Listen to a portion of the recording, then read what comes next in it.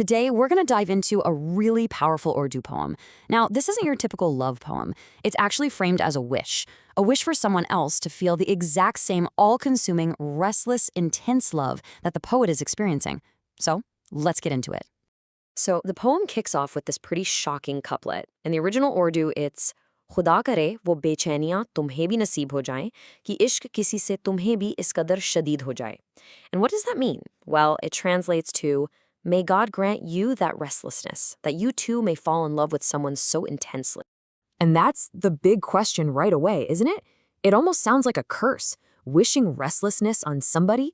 To really understand why anyone would wish this on another person, we've got to break down the very specific kind of love the poet's talking about.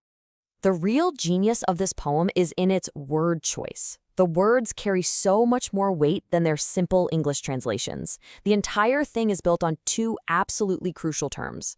First, you've got the word ishq. Now, this is not the gentle, cozy love you might be thinking of. Ishq is a fire. It's an all-consuming passion. It borders on obsession, and it's a force that completely changes the person who feels it. And if ishq wasn't already enough, the poet hits it with shadid, which means intense, severe, extreme. So what you have to get is that this is not a wish for simple happiness. It's a wish for an overwhelming, life-altering experience, a love so huge it completely takes you over. So how does this intense love actually work? Well, once this ish is shadid takes hold, the poem describes this process of total immersion, where the person you love starts to fill up every single corner of your mind, your heart, your entire existence. हर सांस में उसी का तस्वुर मुकीम रहे, दिल का हर एक ख्वाब उसी का मुरीद हो जाए. Which means, may their image reside in your every breath. May every dream of your heart become their disciple. Now let's pause on that word, murid, a disciple. Think about that for a second. That's a huge statement. It means your own personal ambitions, your dreams, your desires, they're not yours anymore. They now serve the person you love. It's a willing, total surrender of your own future. And you can see how this feeling just escalates, right? It's not a static thing. It starts with their image in every single breath, a constant thought. Then it goes deeper. It colonizes your dreams. And finally, it reaches the very core of who you are. Then the poet turns to someone specific, maybe someone who scoffs at love. जो आज हंस के पूछते हो इश्क की हदें क्या हैं?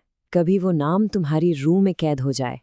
You who laughingly ask today what the limits of love are, may that name one day become imprisoned in your soul. And there it is again, another one of those critical words. Qaid, imprisoned, captive. This is not a guest in your soul that you can just ask to leave. This is a permanent resident. The love isn't a choice anymore. It's a fundamental, inescapable part of you. Kind of like a beautiful prison. As you can probably imagine, a love this intense, this imprisoning, well, it comes with its own kind of pain. And the poem now shifts to explore this darker, but absolutely essential side of ishq. तजुर्बा कहता है, खामोशी भी बोल उठती है, जब दर्द ही मोहब्बत की तशदीद हो जाए. Or, experience says that even silence begins to speak, when pain itself becomes the confirmation of love. This is such a wild paradox. In the world of ishq, pain isn't a sign that something's gone wrong. It's the exact opposite. The ache of longing, the suffering you feel when you're apart, that is the very proof that your love is real, that it's deep and true. The pain actually validates the love. So this brings us to the poem's central conflict. The heart, now trapped and in pain, starts to feel this deep contradiction. It wants freedom, but wanting freedom only makes it more devoted. The poet asks, रिहाई मांगता है दिल मगर उसी से बंद कर, ये कैसा जाल है जो और भी मुरीद हो जाए? Which means, the heart asks for release, yet remains bound to them. What kind of trap is this that makes it even more of a disciple? Let's just look at that incredible struggle for a second.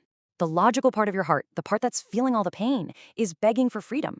Rihai, release me. But its action, what it actually does, is bind itself even tighter, becoming even more of a murid, a devotee. It's a fascinating question, isn't it? The poem calls this a jal, a net, or a trap. But it's this unique kind of trap, where every time you struggle to get free, you only get more tangled up, deepening your devotion to the one who captured you. And so, here we are at the poem's conclusion. What is the final truth, the ultimate reality of this all-consuming love? The poet, writing under the pen name Khatbi, lays it all out.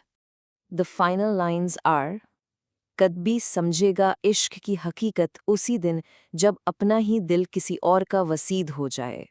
This means Kadbi will understand the reality of ishq on that day when his own heart becomes the possession of another. The key here is that word vasid. This isn't just someone you love or someone who's important. A vasid is the possessor, the owner, the one with ultimate authority. True understanding only comes when your heart is no longer yours. It has been completely and totally transferred to someone else.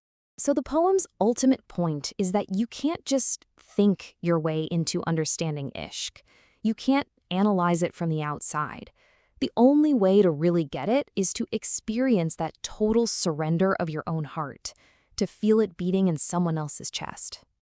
And that's what the poem leaves us with, this final, haunting idea. This wish, which started with a desire for restlessness, ends in the complete dissolution of the self.